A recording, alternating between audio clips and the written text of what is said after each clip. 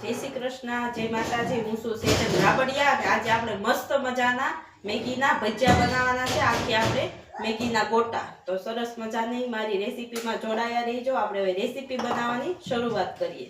પેલા છે ને આપણે છે ને મેગી બાફી લેવું। 2 ગ્લાસ છે ને પાણી લીધું છે અને પાણી સરસ રીતે આપણું ગરમ થઈ ગયું છે। હવે એમાં છે ને આપણે સરસ રીતે આમ ભૂકો કરી અને મેગી એડ કરીશું। આખી મેગી રાખવાથી છે ને થોડુંક આપણે રેસીપી બનાવવામાં પ્રોબ્લેમ થાય, એટલે જેમ બને એમ મેગીનો ભૂકો કરી નાખવાનો મસ્ત સરસ રીતે। હવે એને આપણે ધીમા તાપે ઉકળવા દેવાનું છે। જ્યાં લગણ ઉકળે ત્યાં લગણ આપણે બધું સામગ્રીનું કટિંગ કામ કરી લઈએ। સરસ આપણી મેગી બફાઈ અને રેડી થઈ ગઈ છે અને મેગી બફાઈ અને સરસ ઠરી ગઈ છે। હવે ત્યારબાદ આપણે કટિંગ કરી લીધું હતું। સરસ મજાની લીલી ડુંગળી છે, લાલ ટમેટું છે, આ બીટ છે અને આ ગાજર છે। મસ્ત મજાનું બધું કટિંગ થઈ ગયું છે। હવે આપણે સરસ રીતે મેંદો તૈયાર કરીશું। મેંદો બનાવવાની શરૂઆત કરી દઈએ અને સરસ મજાની આપણી મેગી ઠરી ગઈ છે।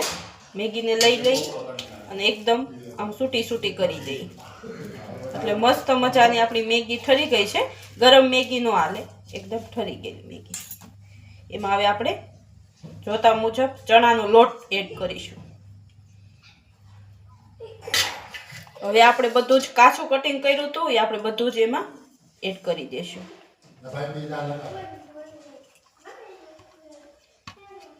તો સરસ આપણે બધું કાચું આમાં એડ કરી દીધું છે। જો હવે સ્વાદ અનુસાર આપણે નમક લઈ લઈએ। સ્વાદ અનુસાર આપણે લાલ મરચું પાવડર લઈ લઈએ। સ્વાદ અનુસાર હળદર લઈએ અને આ સરસ મસ્ત આપણે મેગીનો મસાલો છે એને આપણે બધો જ એડ કરવાનો છે। જો સરસ રીતે આપણું બધું તૈયાર થઈ ગયું છે, એને હવે આપણે સરસ મિક્સ કરવાનું છે। આમાં પાણીનો ઉપયોગ કરવાનો નથી, થોડો કંઈ। જો સરસ આપણે બધું જ મિક્સ કરીએ છીએ એકદમ પોસાય છે। બહુ છે ને હલાઈ નહીં કરવાનું, નકર આપણી મેગી એકદમ સૂંદો થઈ જાય, કારણ કે બાફેલી મેગી હોય એટલે બધું એક રસ થઈ જાય। તો તમે જોઈ શકો છો મસ્ત બધો મસાલો નાખી અને રેડી થઈ ગયો છે। બસ આપણો મેંદો તૈયાર થઈ ગયો છે ને હવે આપણે છે ને આ રીતે ગોળી બનાવવાની છે। જેમ આપણે બટેટા વડા બનાવી અને એની ગોળી બનાવી એવી સરસ રીતે આપણે ગોળી બનાવવાની છે, એકદમ પોસાય છે। જો મસ્ત આપણે ગોળીનો શેપ દેવાનો છે બધા જ મસાલાનો, એકદમ સરસ રીતે। જો મસ્ત આપણી ગોળી બને છે। આમાં ચણાનો લોટ નાખવી તો જ આપણી મેગીની ગોળી વળે, બાકી ગોળી નકરી મેગીની ન વળે, નકર તો આપણે સૂટી મેગી જેવી મેગી થાય। જો મસ્ત છે ને આપણે મેગી ઠરી ગઈ હતી ને એટલે સરસ ગોળ ગોળ બને છે, એકદમ સરસ રીતે આપણે આખી ડીશને આકડી બનાવી શેપ દઈ દેવાનો છે।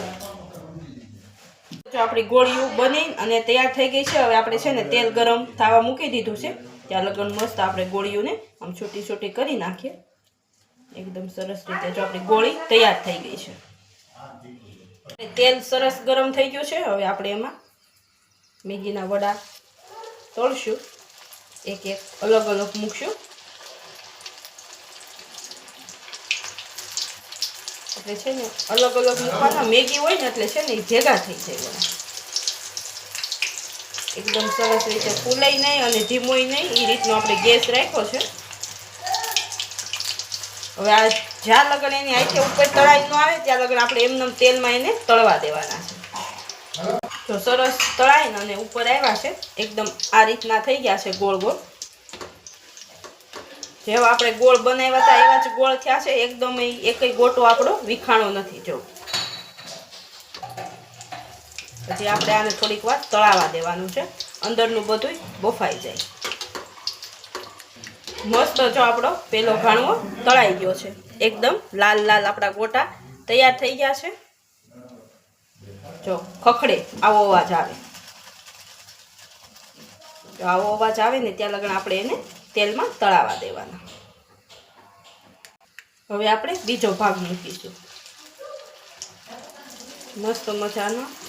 તો આપણે બીજો ભાગ આપણે છે ને 5-5, 6 જ ગોટા લઈ બધા ગોટા તળવાના છે, એટલે એકદમ સરસ રીતે બધા ભેગા ન થઈ જાય.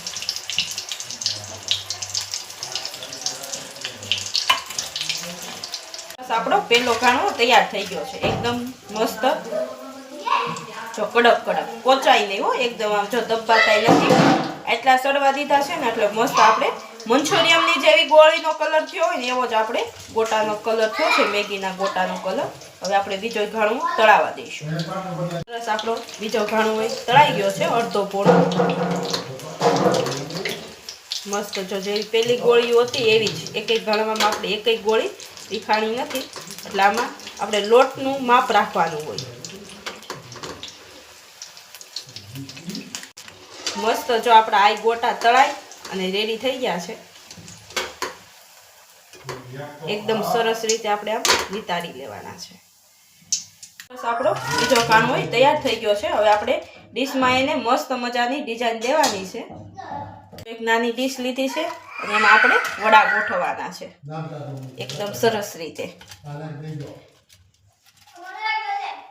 આખી ડીશ ભરાઈ અને આપણે વડા ગોઠવી દીધા છે અને આમે બાજુમાં આપણે ટમેટાનો સોસ લીધો છે.